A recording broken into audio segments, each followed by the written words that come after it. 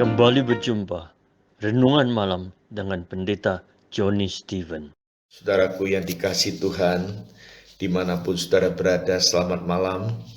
Kita berjumpa kembali melalui pelayanan sapaan Gembala Firman Tuhan yang hari ini akan disampaikan dari surat Filipi pasal 3 ayat 8 hingga ke 10. Perikop kita bersama kita baca.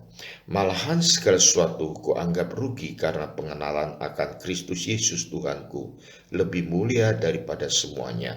Oleh karena dialah aku telah melepaskan semuanya itu dan menganggapnya sampah, supaya aku memperoleh Kristus dan berada dalam Dia, bukan dengan kebenaranku sendiri karena mentaati hukum Taurat, melainkan dengan kebenaran karena kepercayaan kepada Kristus, yaitu kebenaran yang Allah anugerahkan berdasarkan kepercayaan.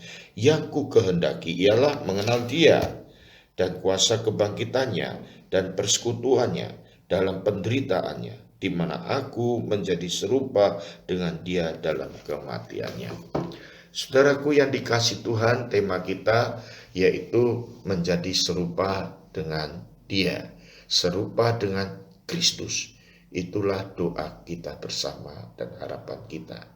Saudara, banyak di antara kita yang memiliki idola, bukan? Orang-orang yang kita idolakan sangat mempengaruhi kehidupan kita di dalam berbagai macam segi. Orang-orang yang menjadi model yang kita teladani, bahkan menjadi standar yang kita gunakan untuk mengukur diri kita. Apabila kita mengikuti teladan yang salah, kehidupan kita akan salah, akan rusak, bahkan tidak sedikit mengalami kehancuran. Teladan yang baik sebaliknya akan mempengaruhi kita secara positif dan membantu kita menjadi lebih baik. Dalam pembacaan kita saat ini, Paulus berbicara mengenai perubahan yang dia alami.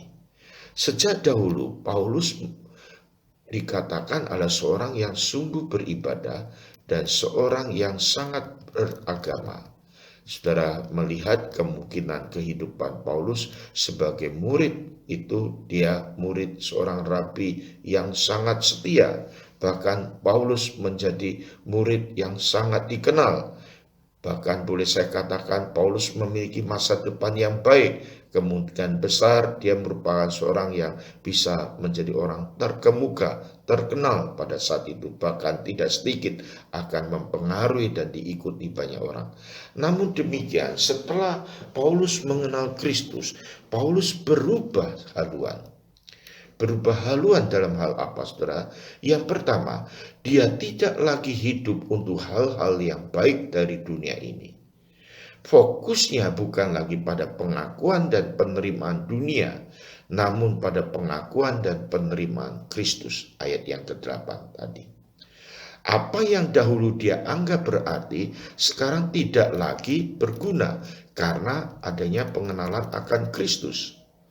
Yang kedua, keserupaannya dengan Kristus bukan karena hasil perbuatan baiknya atau dengan berusaha lebih saleh daripada orang lain, tetapi karena penyerahan dirinya kepada Allah dan membiarkan dirinya dipimpin, dipenuhi dengan anugerah Allah demi anugerah Allah yang mengarahkan hidupnya.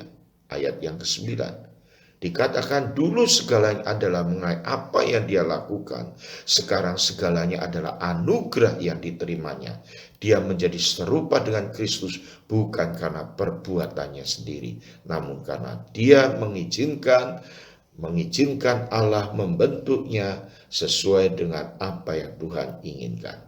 Dan yang ketiga, seluruh hidup Paulus sekarang ini adalah sebagaimana dia dapat lebih mengenal Allah melalui hubungan yang intim secara pribadi dengan Tuhan. Pengenalan kepada Tuhan ini diwujudkan melalui kehidupannya, cara hidupnya yang sudah berubah. Bukan karena dengan demikian dia makin dikagumi orang, namun karena hubungannya dengan Allah membentuk dia menjadi serupa dengan Kristus. Hidup yang berfokus kepada Tuhan, inilah yang mempengaruhi perilaku, kehidupan, bahkan sikap Paulus, sikap hambanya ini terhadap dunia. Saudaraku yang dikasih Tuhan, sebagai anak-anak Tuhan selayaknya, kita harusnya semakin hari semakin mirip dengan Kristus, bukan mirip dengan dunia, bukan? Untuk itu satu perenungan kita malam ini. Marilah di dalam perjalanan kehidupan kita bertekad untuk menjadikan Kristus sebagai tujuan, panutan, bahkan fokus hidup kita. Supaya hidup kita hari ke sehari ini semakin hari semakin serupa dengan Kristus. Semakin hari mengalami kelimpahannya. Tuhan memberkati. Kira melalui perenungan yang sederhana dan singkat ini boleh memberkati saudara sekalian dimanapun saudara berada. Mari kita menjadi murid-murid Yesus, menjadi anak-anak Allah yang selalu ingin rindu serupa dengan Kristus. Tuhan memberkati dan kiranya Tuhan boleh dipermuliakan melalui kehidupan saudara, pekerjaan, rumah tangga, pribadi, bahkan pelayanan saudara, studi saudara. Mari saudara pulang menjadi saksi Kristus yang semakin hari semakin serupa dengan Kristus. Tuhan memberkati.